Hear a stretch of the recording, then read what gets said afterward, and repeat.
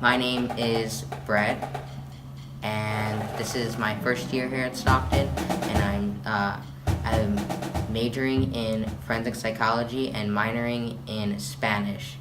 So I'm here to talk about my coming out story with my transition as a transgender male.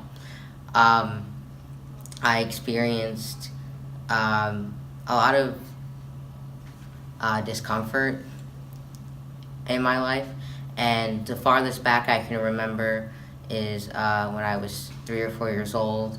I experienced a lot of joy when I wore overalls, and I didn't quite much like wearing dresses.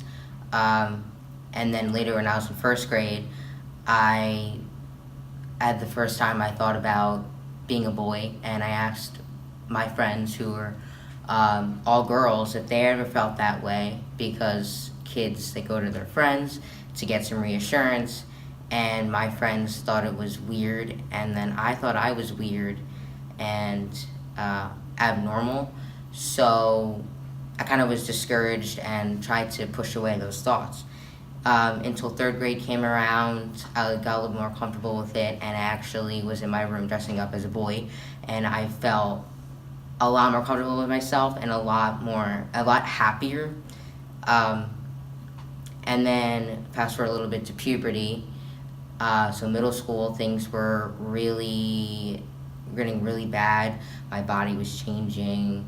The way I was thinking was changing, and I wasn't for it at all. I didn't like it. And I experienced a lot of insecurity and depression because of that. But I came off very flamboyant and feminine because I wanted to mask that, because I didn't know if that was normal. So another thing is I had 4 sisters, and they would give me a lot of hand-me-downs and buy me a lot of expensive clothing, such as Abercrombie, Hollister, things from Coach, like these high-end things. And I was pretty overwhelmed, and I thought that, well, to show appreciation, I should wear it, because they don't have to give me these things. So that was another thing going on in my head. And ninth grade, and when I was a freshman, I was still experiencing these feelings, and I still didn't really know what they were. So it was a big part of it. I was confused, and I was depressed, and I was insecure. I was like, what is going on? What is this? Does anyone else feel this way?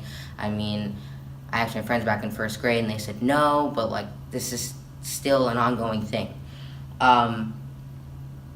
So summer into sophomore year, I took a step to cut off a lot of my hair, and because I felt that maybe this is a step towards something. I always wanted to have short hair, and after I'd done it, I felt a lot better with myself. And I was also in therapy at the time, and I tried to bring it up to my therapist, and she told me that I wasn't a transgender male because I didn't experience insecurity towards my lower parts. But that made me feel really depressed and bad again. I was like, what's going on? If I'm not this, then what am I? A whole confusing state all over again. And I was just so confused. That's really how I can describe it.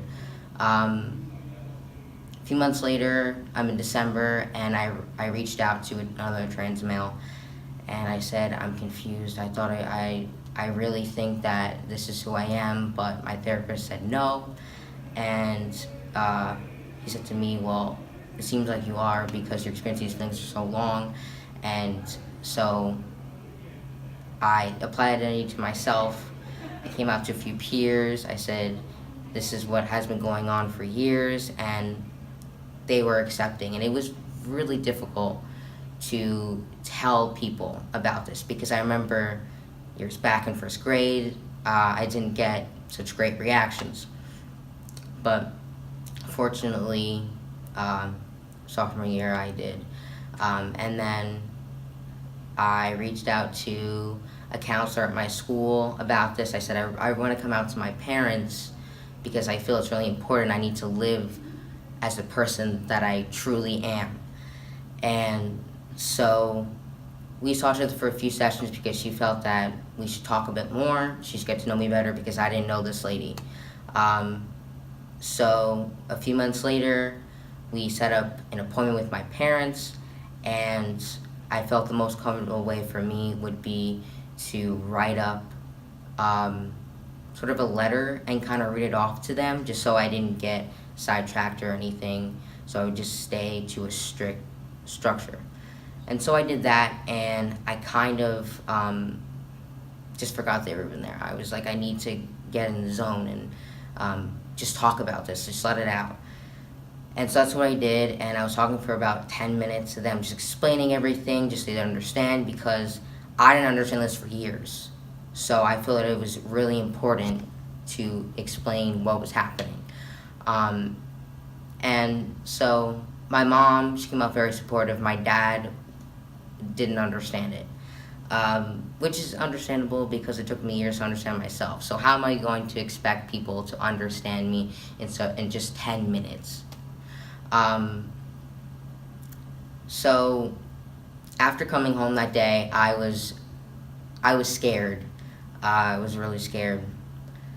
And my dad still didn't understand it, and I tried to explain it, and he didn't get it. So I tried to just take a step back. I'm like, okay, I'm gonna give it some time.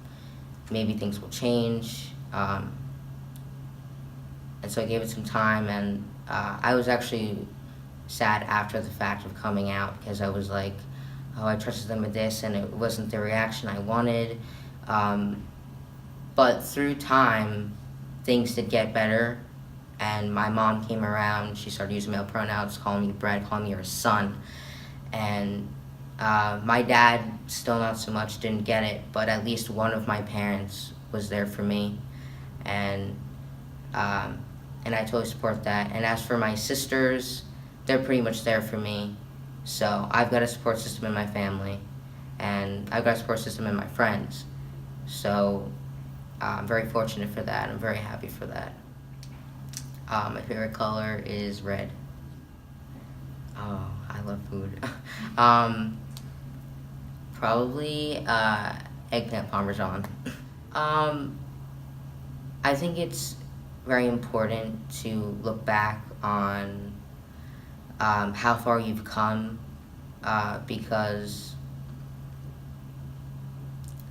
it really shows a lot of strength and growth and development in one's life. And I think it's very important to sit back and say, I've accomplished so much, I'm worth so much, I've done so much, because I think we get caught up in so many things and mistakes and failures that we tend to forget what we've accomplished and what we've done for ourselves.